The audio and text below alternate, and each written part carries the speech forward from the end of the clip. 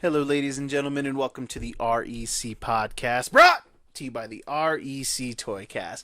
I'm your host, Roman Chavez, and with me, as always, Eric Icarus. Eric. What's up? You can find us on the gram at REC Podcast. You can follow myself at Roman REC Podcast. You can follow yourself. Gulag_J_Wielden. Kids, thank you so much for listening. We have noticed an uptick in our downloads across all the podcast apps and everything, so thank you so much. If you are wondering what we look like in these beautiful faces, check us out on YouTube. I'll put a link in the description for the podcast app so you guys can check that out. But go subscribe there. We're going to be doing some cool stuff, and we want you to be part of it. We're also doing some giveaways, and we have more of that on our YouTube channel. How you doing today, buddy? I'm good, man. How are you? Good, man. We've been kind of following a story off and on, and we had talked about it when we first mentioned it, about this kind of reckoning that's coming for the comic business in terms of being inappropriate at work, inappropriate in the workplace. And I talked about it last time, or in a previous episode, of how, the people who have allegations against writer Warren Ellis, started Are you talking about the hypnotist, Warren Ellis? Yeah, the famed hypnotist Warren Ellis. I talked about how there was like a website. Well, I found out what the website domain was called. Okay, it is called SoManyOfUs.com. Okay, and it's full of people who are giving their anonymous accounts, as well as, hey, I'm willing to say who I am. Sure. About oh, he took me out to dinner, and put the whammy on me. Put the whammy on me. Pulled out a spinning wheel and played some loony music. And guys, while we're having fun with that, just because we think the hypnotism thing is so ridiculous in the Warren Ellis story. But the accusations and all that. That is not funny. That's not funny, but come on, guys. Yeah, hypnotizing? Yeah, especially. if that's a real thing, then I'll eat my hat. Seriously. It's so funny. I'll take back my laugh. I was going to say, he's got that stupid hat on all the time. Like, it's just so funny. Like, I wish somebody could record this. Like, if there's somebody who can like lure Warren Ellis into a position where he thinks he can hypnotize you, like, please do that. Yeah. I would like to see this on camera. And then live stream it, and we will watch it. Yeah, I'll be so excited. I'll do it. Yeah. Where's he live? Is he Australian? I don't know what New he is. Zealander? He's definitely, across some type of pond, depending on where you're from. I want to say he's British, but I have no idea. Side note. There is a amazing guitar player named Warren Ellis who plays with the Bad Seeds. Oh, okay. And he was getting a lot of. Oh, is that a fact? Yeah, he's like, I am not that Warren Ellis. Yeah, there were two Brandon Marshalls in the NFL at the same time. Both of them, one offense, one defense, and both of them, stars in their own right. Yeah. So whenever one of them would mess up, it would be like a barrage coming at the wrong one. It was always pretty these funny. wacky names, or just having the same name, is not good in Hollywood, in the showbiz. Yeah, and if you're a listener who's been whammied by Warren Ellis, go to this website, SoManyOfUs.com, or give me an exclusive. I want to interview you.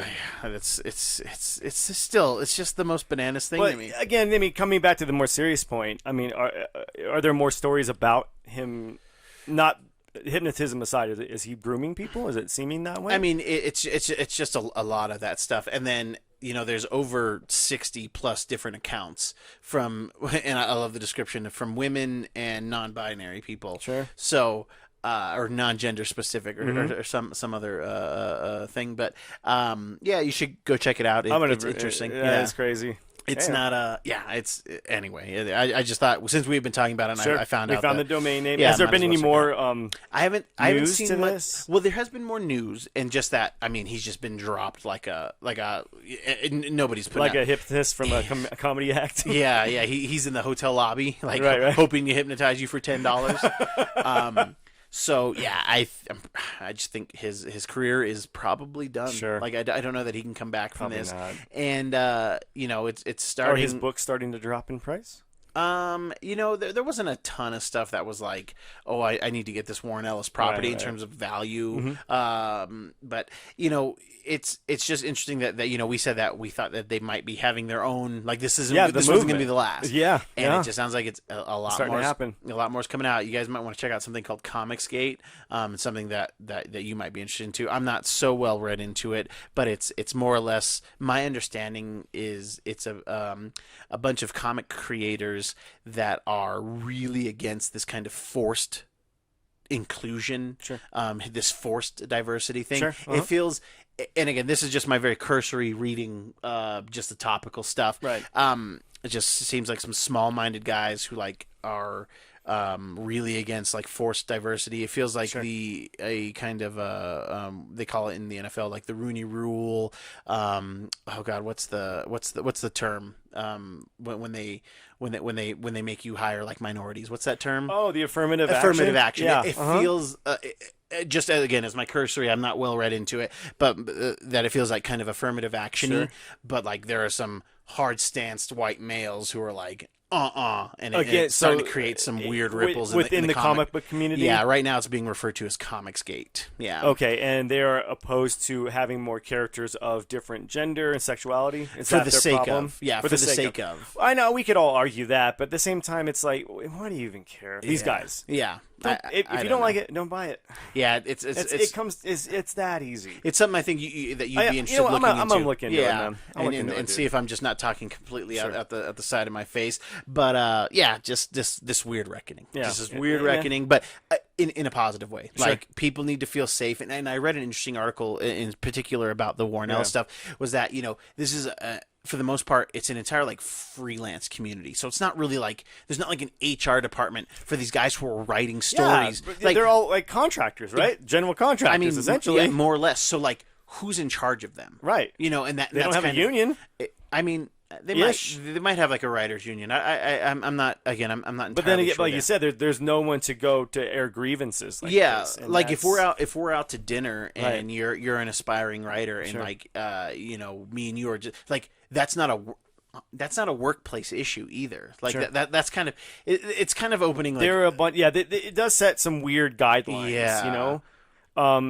Yeah, Yeah, I'm like, gonna look into this. dudes This are might be. this might be something worth to talk about. worth giving it more respect than I'm seriously. doing right Yeah, now. I'll for look sure. into it, man. Yeah, because this sounds interesting. Definitely. But I don't want to talk too much on it in terms of like we're not well read into it. Just it's a place for you to start. It's a place for you to start. It's a place that I started.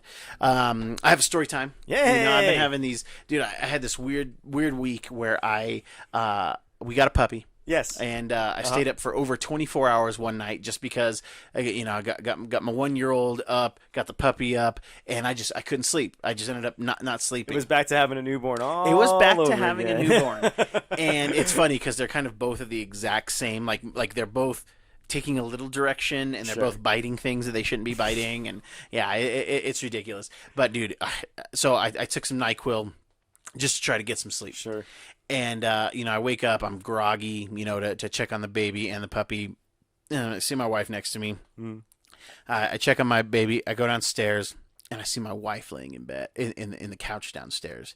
And I don't know if you've started Supernatural yet, but this is very much how Supernatural starts out. Oh, really? So spoilers, and spoiler for you. The show kind of really starts out with the mom waking up because the baby's crying. Right. She goes into the baby's bedroom. She sees what she thinks is her husband, and he's just kind of like shh. So she's like, okay. So she's going downstairs, and her husband's sitting in the chair. So she runs back up there, and you just see the yellow eyes, and then that's kind of how the show kind of opens with like something was in so the you were getting baby's some room. flashbacks here. So dudes, seriously, I go downstairs and I see my wife laying on the couch with the puppy, and I kid you not, I ran upstairs and I book it upstairs. I check and I look in my daughter's room and she's gone. My oldest.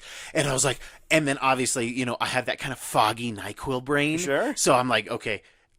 I go into my room and she's who was laying next to me. So my oldest was in the bed next to me. Gotcha. But in my head, dude, it's very much the zombie story, dude. I'm the internal nerd NyQuil brain. I'm freaking out because that's what's playing in my head, dude. Oh my god, I was so terrified, and I just sat in bed, and then of course I'm wide awake. Oh yeah, at that point, no, not enough NyQuil in the world going to put you out. But it was very much a Supernatural moment, and I was like, oh god, they're gonna find me because in the show, spoilers again, you hear the wife scream, and then Jeffrey Dean Morgan is the husband, and he runs upstairs, and the baby's in the bed, in the crib, and then you see a drip of blood hit the baby's head, right, and then he looks up, and his wife is just skewered into the ceiling, terrified, and then a fire erupts.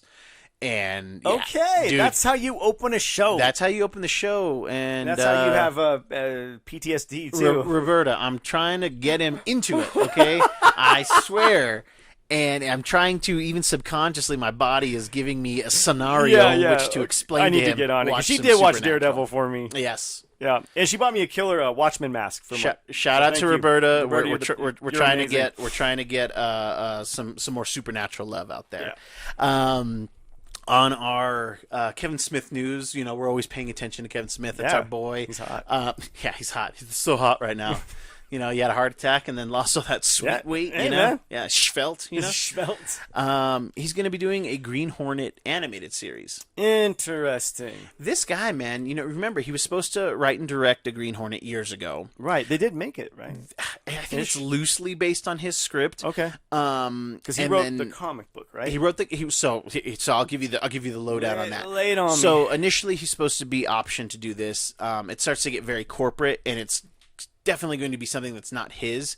They ask him to write it anyway. Sure. So they pay him. Okay, you wrote the script. They end up bringing Seth Rogen on and some other people, and I think that Seth Rogen and his team end up changing the script a bit, but it's still Sure. kind of in that same vein where Yeah. we have the son of Britt Reed, Britt Reed Jr. now taking up the mantle of the Green Hornet. of the Green Hornet in modern times. And then the son of Kato Jr. taking up the mantle of Kato. It was actually Kato's daughter or niece. I can't remember. Interesting. Okay. I loved it. The gender bend on the new Yeah, that's Kato. cool. Yeah, and, awesome. And then, so in Kevin Smith's story, that's what it was. Okay. Okay. So this is the comic book version. Gotcha. Because basically with the movie, it was just the son of Britt Reed, and then and this is the only Kato. It's not like an old Kato. It's just this guy washes the cars. Oh, he also knows how to fight. Okay, they should have just got Kato Caitlin. That's the different guy, and I don't think he's available. That's for the '90s kids. So in Kevin Smith's comic, it is the kind of gender bent Kato, and the older Kato is actually almost like the Alfred of the group. Where that's awesome. He's still there. Yeah, he's yeah. kind of somewhat guiding them a bit. Sure. So anyway, it's just weird that Kevin Smith's trajectory is taking him back to Green Hornet. Yeah. So yeah, and what he was saying though was that they bought his script and then they turned that into the comic, but they didn't have to pay him for the comic because they already paid him for that script. Right. So Oh, yeah. Kev. And he was like, it's fine. He's like, they already paid me to write it. He's just a cool dude. And he didn't adapt it for the comic. Somebody else did. So it's Kevin Smith and so-and-so's. Right, Green adapted Hornet. by da-da-da. Yeah, okay. But still, what's come on interesting is now Yes. he's tapped to do this animated series, Mm-hmm. and what really got me interested in it is the fact that he's like, I would like to do for Green Hornet what Batman the Animated Series did for Batman. That's a long task, my man. It's a big task, especially since you don't have the Rogues Gallery. I don't know I don't know a lot about that. I don't know any I Green know Hornet the bad guys. theme song. Yeah. Because it's annoying. I don't know any Green Hornet bad guys. Yeah. So right off the bat, but can you just make a bunch? Sure. Can you just Darkwing Duck this thing and make it? That would be and, cool. And do versions of that for Sure. because But Green Hornet does have diehard fans, and It does. you're gonna cheese them off if you do that. I think that those diehard fans are much older.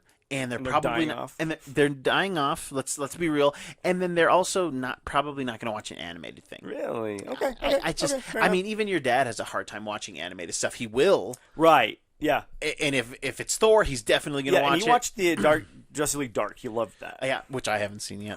Yeah, I know. Bring it to me. Just bring it to me. Okay. And I have a hard time buying these DC things. I want to stream them, and if they're not ready, I don't know. It's I just get me you. being Yeah, weird. Just I know me what you being mean. weird. Yeah, that's fine.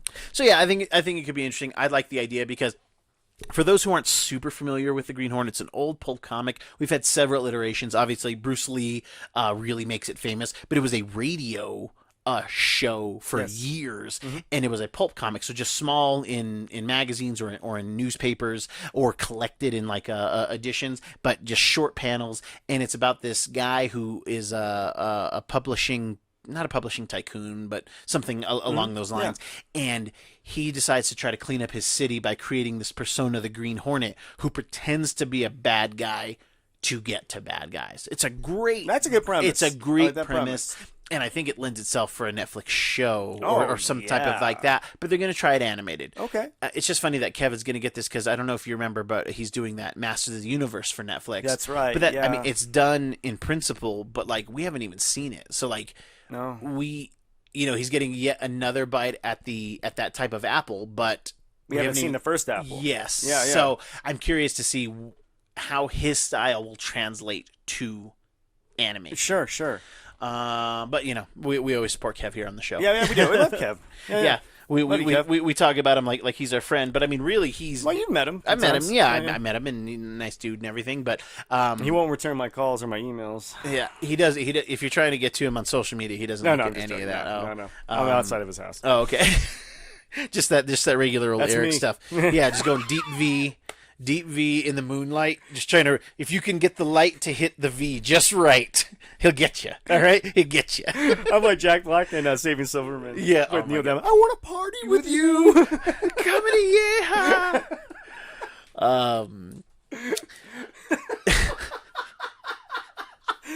Sorry. It's if you've not seen what is that? Saving Silverman. Saving Silverman.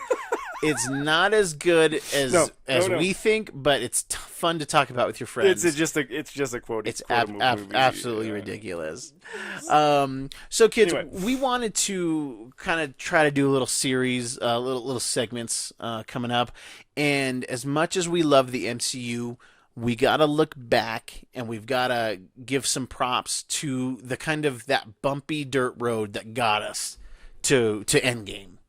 And so we want to spend a little bit of time over a few shows, and we kind of want to go through the history of the Marvel Universe before the MCU. Right. So from roughly 1998 to 2007. Right. And we are aware that there were Marvel movies before this. Yes, a lot of stuff. But like for us, for our generation Yes. specifically, we start in 1998. That's right. And Eric, what do we start with? Blade. Blade. We've talked about Blade on this show. I think everybody's familiar with Blade. yeah. And it's because of this film. Yes. It's because Wesley Snipes Yes. showed us this character that we were familiar with mostly from Spider-Man the Animated Series, Right. Uh-huh. which was fantastic. Not quite Batman the Animated Series, No. not quite X-Men the It Animated was Series, good in its own right. but deserves to be Absolutely. deserves to be talked about. Love the theme song. Great theme song. Somebody interesting did that. Somebody Japanese. I think he actually did both that and the X-Men one. We might have to. What do you mean? You mean the theme? Yeah. No, Joe Perry. Joe Perry did. Shut up. Yeah, Aerosmith Okay. did the theme Okay. for There's a Spider-Man. Japanese. Probably band there's a that dub did version the for X-Men the. one. Oh yeah. You're Joe talking about Perry did the, it. Wow. Oh, I Yeah. thought you're talking about the other one. The Yell at the Moon or whatever. Oh god, the Cry for the Moon. That was also a Japanese group. No, it's Joe Perry. Yeah. Shred. So 1998. Yes. Take me back, Eric. Take me to where you were when you found out you were was going to with watch you. this movie. Cool. That's it. No, joking. Thanks, guys. Be good. Yeah, no, I went to the movies to see. I don't even remember what I went to go see, but I remember seeing a teaser poster for it and literally just stopping in my tracks, being like, "Oh my god!" So then, did your dad not know about this? I and think talk he to you had about it? known because of Wizard magazine. Okay, fair And enough. I'd heard grumblings about it too. I remember reading an article with Wesley Snipes saying he wanted to actually get Black Panther made. Yeah, That's what he was campaigning for. But then, so glad they didn't do that. right. There's just no way. I think that I think that there is a better way to do Black Panther, but I love what we got. So Yeah. I don't think. I mean, no disrespect to Wesley. I think Yeah. he do a fine job. It's just what we have is it's just great. Man. Yeah. I love it. But I remember hearing kind of like some grumblings about it, and then seeing the teaser trailer or the poster, and just being like, they're doing this. Yeah. They're going to do this. Yeah, because even that version of Blade that we get in Spider-Man the Animated Series is It's a very little toned much down. It's toned down, but then it's still kind of different. Because I guess again to our Midnight Sun stuff, yes. we start to see those street heroes, the Nomad and the Ghost Rider, and the kind of street supernatural stuff really starting to flesh out. But it's really is Wesley Snipes' Blade. Oh, I yeah. think that puts Blade on the map. Big time. Because when you go back and you see Blade from the 70s and Tomb of Dracula 10, Yes. he's got the afro, Oh, yeah. he's got the green. Oh, he's funky. He's funky, man. He's yeah. funky, and he's ready to get down. Yeah. Okay? Oh yeah. But when we saw this movie, I mean, this is pre-Matrix. Oh yeah. So this is I don't know, for me this is the first movie that I remember the kind of the techno leather and fighting. Yes. Like I was like, oh, like I'm not a techno guy, but Very this weird. works for fighting. Yeah. I think they were kind of doing that, the music anyway, with Spawn. They had the techno music. Which is what, 96 or 97? 97. So, yeah. So, yeah, it had the music, but then, yeah, I remember the leather jackets. It's like they just kept building on each other. Like Spawn is 97. Yeah. This is Blade's 98, and then Matrix is 99. We're like, hey, we're gonna do that, but we're gonna throw in some kung fu. Right, as well. right. Totally. And green. Let's make it a little green. Yeah. Let's look at Dark City and let's make it a little green. Yeah, I just remember because we went and watched it, or did we watch it separately? We watched it separately, but we watched it together also on when it came out on VHS or whatever. But we did go see it separately. That's right. And I was just blown away. It opens up Tracy Lords of all things. Oh yeah, like that stuff was so crazy. Well, I guess it opened. Yeah, it does open up with going to the nightclub. Yes. Which. That was just like the craziest. How do you open a movie like that? Yeah, it's insane. Insanity. When the sprinklers start and the blood comes out, you know, and that DJ's on the ones and twos and it just says bloodbath or something like that. Yeah. And that guy is just like, you're food, man. You are food. Oh and you came to the wrong party. Oh yeah. And then you see him crawling through the, just getting kicked by all this club of vampires. Oh, right? yeah. At least 100 vampires. Oh yeah. And then you just see Blade's feet. Yep. And then just that slow pan up. And then him kind of like give that grin. Yep. And then Daywalker. Oh, and then fight techno. And it's almost like the DJ was like, all right, this is about to get hot. Let's where's the beat? Yeah, where's Blade's song? and what was great about it is because although Blade has this, at this point had been around for 20 years. Yes. There's not a lot of Blade stuff. Sure. In terms of there's not like he's not the X. He's not Wolverine. No. Yeah. Well, even though the Punisher. Yeah. Even though you would have him in those same breath. You could they teamed up a lot. Yes, and those guys would get a beer. Yeah, there you go. Yeah, totally. But it was one of those things where it's like we just needed Blade, yes, vampires, and Wesley Snipes, and that's all we cared about. Yes, and it took my breath away. It was amazing. I've never seen a movie like that. Me either. Yeah, it was. I again kind of building off what we said about Spawn. It was giving us this hard R comic book movie, which I feel like a lot of people didn't know it was based off of a comic book. And let's take a second too. Hard R comic book movies, African American black leads. Right. I mean, before we get X-Men, before we get Spider-Man, oh yeah, before we get Blade. And to a lesser extent Spawn. We're not going to talk. Spawn doesn't kick off anything for me. No, me either. Yeah, yes. I think the idea of it was better than what it was. Completely. Like using the special effects. I'm excited for Todd McFarlane's next. Yeah. And I'm surprised it's taken this long to get back to it, but I appreciate that. Yeah, me too. Because putting the work into he owns it. So, yeah, totally. So he could. I mean, this Todd. I love this because Todd has enough money that he could wait. Yeah, that he could say, I want to do this right, and I want to direct. This is like the detox. Yes. Of comic book cartoons or movies or whatever Todd's gonna do. Yeah. He's the Dr. Dre, just like I'm gonna perfect the beat. Yeah. Taking the time to perfect the beat. Yeah. The guy has been such a force in the industry for 30 years now. Yeah. So plus Jesus, God, he's been around for so long. But anyway, I'm excited for that. But Blade. We get these characters that we don't know. No, not really. We don't remember. I didn't know who Deacon Frost was. I didn't know any of these people. No. And, I mean, you talk about did it again.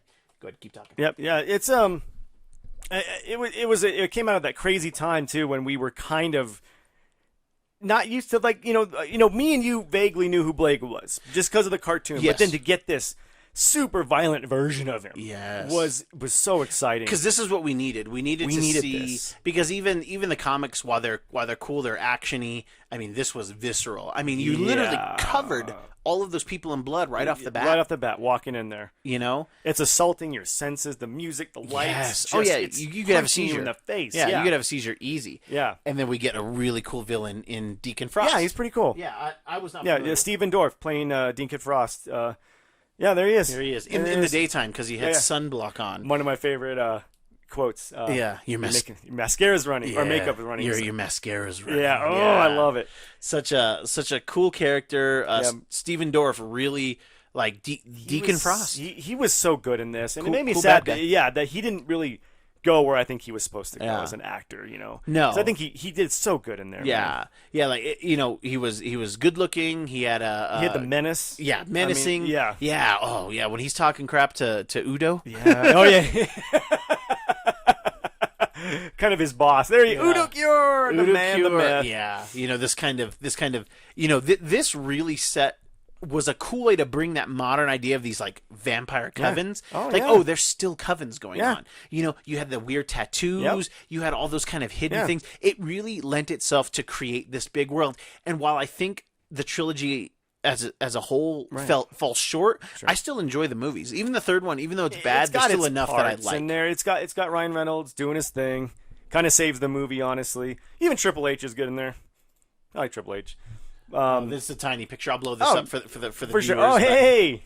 Yeah, this is Donald Loge. Yeah. Donald Loge. Donald Loge. Yeah, from Grounded for Life fame. Yes, and he played Quinn, which was the comic relief. Yeah. He was kind of like a tough guy too. Sure. And it's just this great running gag that he's just like getting beat up and cut up the Yeah. whole time, and Blade lights him on fire. And Doesn't he have that funny hospital scene? Yeah, This is from there. Yeah. He sits up and scares them. Oh, yeah. it scares us. It scares oh, us. dude, I Yeah. jumped out of Yeah, my me seat. too, Man, me I'm too. still a little scared talking about Oh, it. totally, man. And yeah, it's just funny that this kind of really is kind of the tinder at which we start to get comic book movies, because this makes it like, if this is taken seriously, we can handle it. Yes. But then they're like, well, this is crazy rated R, and we have Right. this burnt up guy with no arm. Right. We need to tone it back. We need to put them in their suits, and we get to the year 2000, but that's later.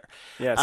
But this was so raw and so much fun. I remember my mom watching this movie and being like, wow, that was awesome. yeah, totally. And it was and again, like you said, setting the tone that comic book movies, treating the source material with respect. Yes. And not because we're just like a year off of Batman and Robin. Yeah, oh my gosh, that's true. We're still in goofy neon lit comic book movie being disrespected by comic book movies, or trying to take it too seriously and goofy like Spawn did. They didn't know what tone they wanted with that one. No. And this one knew what they wanted. Credit to David S. Goyer. David S. Goyer, for fleshing the script out. Who's not the only character. going to pop up a lot in our lot. pre-MCU years, he's also going to pop up a lot in post.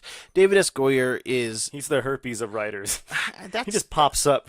That's not here fair. and there. That's not fair. David S. Goyer is a treasure, and he has helped us out with a lot of comic book movies, and I think his name's going to pop up a lot more by the time we're done. And I don't appreciate that. He's also will pop up for things that weren't as good, and then you can call him herpes. Okay, then, fair enough. Again.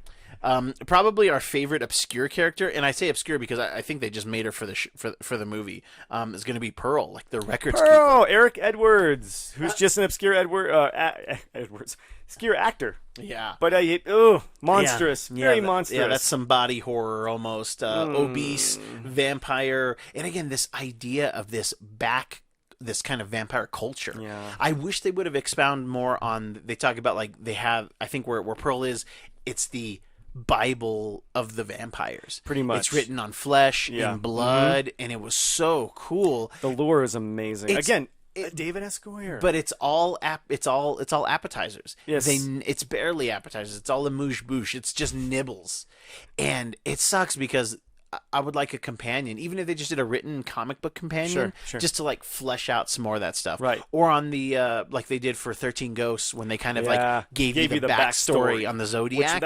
Just add it Do to the that Blu-ray for this. Just Do that for re-release this. it. Yeah, Yes. absolutely. Yes. This was horrifying. Oh yeah. But then again, Pearl, awful character, eats babies because Yes. the blood is so pure. Is Yes. addicted to the blood. Yeah. And I forget why they say he's so fat. They don't say. They don't say.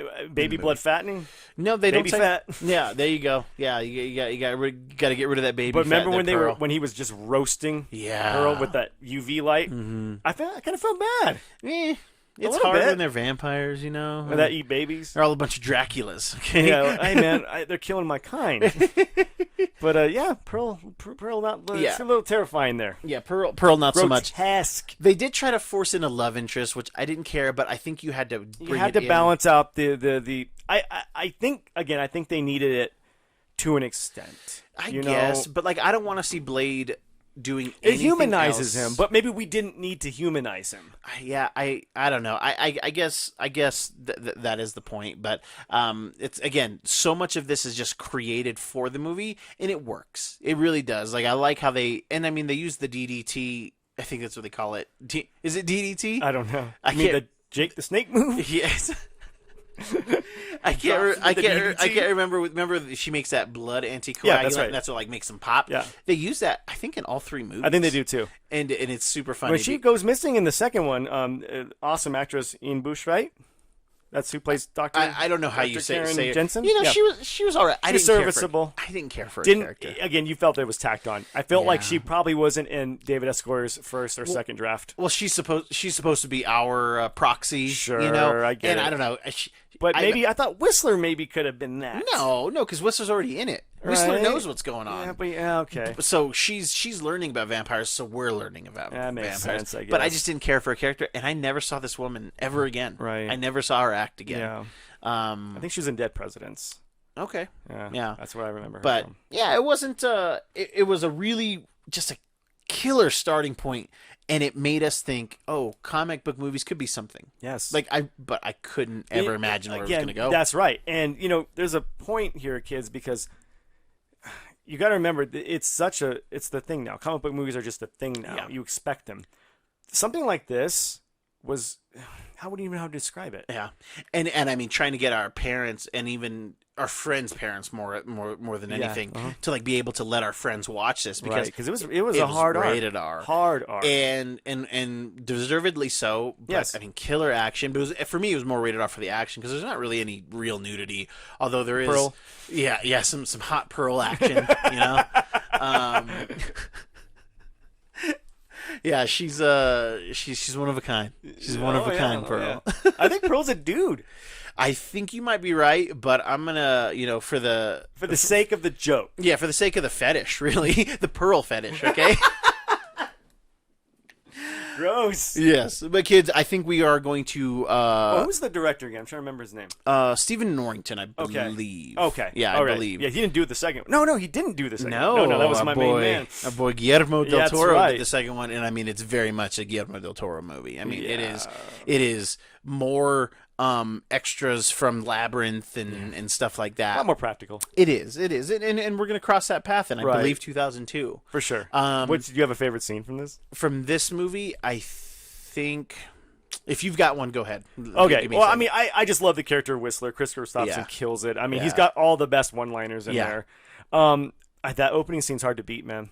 It really is hard Yeah, to beat. yeah. I would even argue the first fight with Deacon Frost is good. Mm-hmm. You know what I mean? Yeah. But then they go into that crappy CGI mess. Yeah. Which that's the worst part of the movie is that. Well, that's in When- that's in the extra footage. He doesn't do the CGI thing in the he regular. doesn't? No, he I fights thought- him. He he fights fights him him- normal. okay, that's- yeah. okay. He just gets I'm cut in just getting half. him. He just gets Oh, cut in half. maybe that's what I'm thinking. 'Cause it doesn't Yeah. look good. Yeah, because spoilers, kids. If you haven't seen Blade, go check it out. But yeah, he like invokes this vampire god, and initially they were going to make it this CG like blood demon thing, but it looked yeah, it was terrible, so bad. And I actually liked the red-eyed Stephen, Yeah, the that was red-eyed cool. Deacon Frost. Yeah, that was Like, great. It was really cool. But I just love how it's always like Blade's just a little bit stronger, even than like a demon god, and it kind of harkens back to like like Enochian mythology, where like an angel that is a half human. Right. Is an abomination, but is more powerful than angels Right. in a lot of Enochian Sure. lore. So you kind of have that idea of this half-breed daywalker Yeah. being stronger than the other ones. Oh, you for know? sure. Um, And also Wesley Snipes showing off his martial arts skills. Yes. Come on, man. Yeah, being He was able to so do that. good. Some good kicks. The armor was cool. The guns were The cool. right. It was funny when it needed to be Yeah, funny. totally. You know. But it was also flat out terrifying sometimes. Yeah, I mean, yeah. I think they got the tone right. Yeah. They got the character right. They never recreated the magic from this one. No. They never did, and they got worse as they went. Although Blade 2, arguably for me, I like it a little more. But this has the magic. Mm-hmm. You know, it was just that first time seeing a comic book character that we knew on the big screen and getting a fair shake. You know? yeah. I remember just thinking what else are they going to do? Right. That's not fair because I know you don't like '89 Batman, but it got the tone right. You know what I mean? Yeah, it did. I mean, and it got the dark right. It did, for a lot of extent. I don't know, man. I'm not a Burton guy, and it just really, the guy just doesn't do much for me. But when he does do something good, I really like it. Sure. But You like Frankenweenie, right? I do like Frankenweenie, and I do like Edward Scissorhands. Yeah. I'm more of a Corpse Bride guy than a Nightmare Before Christmas. You know, it's funny. Guy. I think when you get a little bit older, because I love Corpse Bride now. Yeah, Corpse Bride. I think when you're younger, you love Nightmare Before Christmas, and then Corpse Bride is just like the grown-up version of that. You know? Yeah, very much so. Yeah, very much it's such so. a good movie. Yeah, but I'm glad we got this. Me too. Me too. Again, I think without this, we don't get what we have now. No, we don't. It shows that if you treat the source material with respect, you get a masterpiece. Even if you change things and you make it more digestible and you make it fun, Sure. we're gonna be down. Yeah. But as long as you're true to the character. Yeah, exactly. Just be true to the character. All right, kids, that's our show. If you like this idea, let us know in the comments. We're going to try to go through, like I said, up through 2007, and we may take a few stops along the way at some comic book movies that you might not have known were comic book movies, based off of, graphic novels or whatnot, just short stories. If you like what we're doing, please hit that subscribe button. Tell your friends. Thank you guys so much for the downloads. It's starting to spread, but we really need those subscriptions. Like Goyer? Getting that Goyer. I'm getting the Goyers. But if we can get those subscribers up on YouTube, that would be great. And we're giving away books, guys. We're giving away really, really cool comic books. First appearance of Miles Morales. First appearance of Riri Williams. An awesome Michael Cho variant for Miles Morales Spider-Man #1. We've got some cool books. Go check it out. Check out our YouTube channel. We got videos about it. We're also doing an episode 150 giveaway where we're giving away the Superman Batman run with a vengeance for free with a code word somewhere in episode 150 coming up, so stay tuned. Eric, do you have any final thoughts for us today? Yeah, I do. Some mother effers are trying to always ice skate uphill. I don't. He censored himself, and I don't understand. I was going to to pretend that you censored me. Okay, with cool. The computer. Yeah, there we go. I'm sorry. I gave up. I gave up the ghost, guys. I gave up the ghost. Kids, thank you guys so much for listening. I've been your host, Roman Chavez. I'm still Eric Icarus. And we will catch you on the next podcast.